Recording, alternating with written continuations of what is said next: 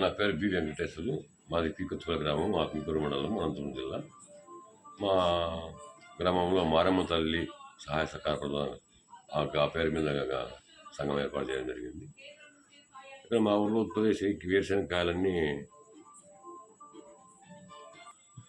మా గ్రామంలో వేరుశనగ పంట దాదాపుగా ఒక 60-70% పండిస్తారు. అవన్నీ మన సమైక్య తరఫున నేను కార్యకర్తగా ఉండి సమైక్యకి పెట్టడం జరిగింది.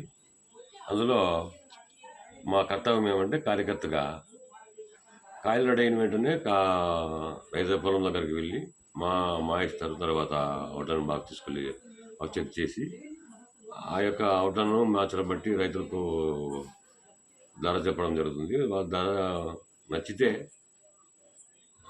వాళ్ళ దగ్గర ఒప్పందం చూసుకొని రేట్ ఎంత అని చెప్పేసి వాళ్ళకు చెప్పేసి లారీను, తర్వాత సంచులు, అమాలీలు, స్కేలు ఇవన్నీ ఏర్పాటు చేసుకొని కాయలు బట్టి పంపించడం జరుగుతుంది. అంతేకాకుండా అక్కడ మా గ్రామంలో ఇప్పటి వరకు దాదాపు అంటే 70-80% కాయలు మామే పడుతున్నాము. ఈ సంవత్సరం ఫిబ్రవరి నుంచి ఇప్పటి వరకు నేను దాదాపు అంటే 2000 రైతులకు బ్యాగులు పట్టినాను.